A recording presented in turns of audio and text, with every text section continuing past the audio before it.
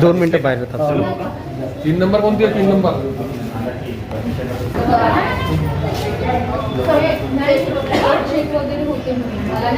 काय नाव आहे आजीबाई तुम्ही?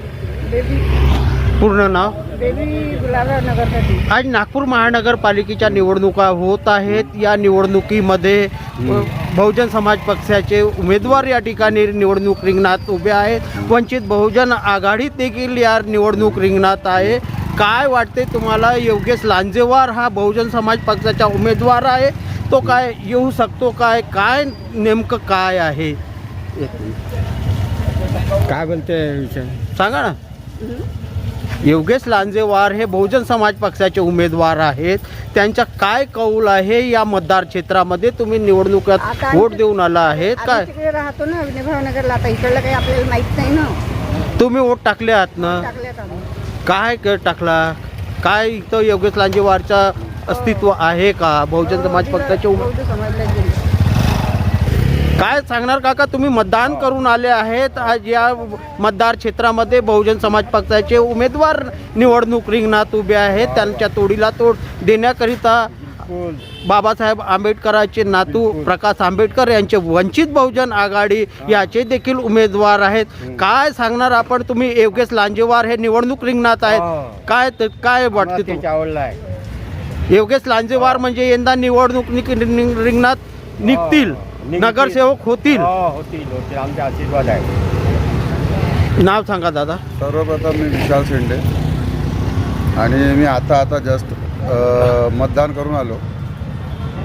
संपूर्ण प्रभागाचं विश्लेषण केल्यानंतर माझ्या लक्षात असं आलं की याच्यामध्ये आजची जी परिस्थिती आहे, आपण काँग्रेसलाही बऱ्याचदा चान्स दिला आहे, BJPलाही चान्स दिला आहे. तर ह्यावेळेस एक पर्याय म्हणून लोकांनी BSPला संपूर्ण मतदान करण्याचा विचार केला आहे असं माझ्या लक्षात आलं.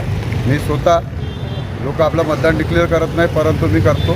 मी मनातनापासून मी ज्यांना वोट दिलेला आहे. आपण बहुजन समाज पक्षाचे जे योगेश लांजेवार आहात, त्यांना कशा पद्धतीनं आपण निवडणूक रिंगणात चुनून देणार आहात? काय त्याचं काम आहे का? त्यांचं अस्तित्व आहे का? या ठिकाणी काय काम केलं आहे योगेश लांजेवार यांनी?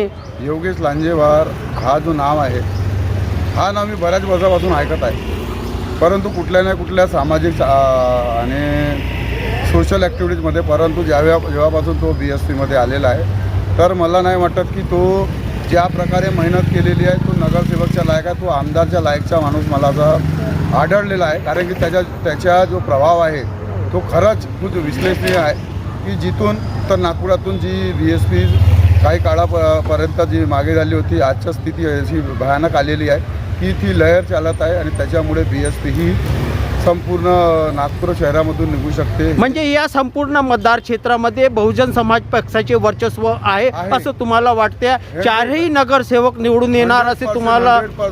101% BSPचेच नगरसेवक निवडून येतील.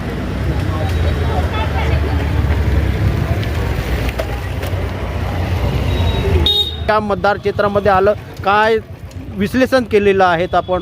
बघा, आज प्रभाग क्रमांक 7 नागपूर महानगरपालिका मतदानाचा दिवस आहे आणि या मतदानाच्या दिवशी मी प्रभाग क्रमांक 7मध्ये बहुजन समाज पार्टीचे उमेदवार आहे आणि माझ्या पॅनलमध्ये पुन्हा 3 लोक असे 4 लोकांचा आमचा पॅनल आहे BSPच्या हत्तीवाल्याच्या. मी तुम्हाला सांगायला मला खुशी होत आहे, अगदी सकाळपासनं, अगदी सकाळी 7-7:30 वाजतापासनं लोकांमध्ये एक जल्लोष आहे, एक जोश आहे आणि हत्तीविषयी संपूर्ण प्रभागामधल्या प्रत्येक बूथवरती ज्या ज्या ठिकाणी मी जात आहो तिथे वन साईड एकीकडे संपूर्णतः हत्ती चाललेला आहे. आणि येणाऱ्या उद्याच्या रिझल्टमध्ये मी तुम्हाला पूर्णपणे वादा करतो की उद्याचा रिझल्ट तुम्ही बघाल की प्रभाग क्रमांक 7मध्ये 4 कॉर्पोरेटर बहुजन समाज पार्टीचे एकदम लीडनं निवडून आलेले हे चित्र तुम्हाला दिसेल. आजचा हा माहोल जो आहे तो माहोल संपूर्णतः सांगत आहे की प्रभागातले सगळ्याच बूथवरती हत्ती चाललेला आहे, हत्ती चालले, बाबासाहेबाच्या हत्ती चाललेला आहे. हे होते आमच्याबरोबर आज बहुजन समाज पक्षाचे उमेदवार योगेश लांजेवार. तर बघत राहा मिशन महाराष्ट्र न्यूज. आमच्या चॅनलला लाईक करा, सबस्क्राईब करा, मात्र आयकॉन बेल वाजवायला विसरू नका.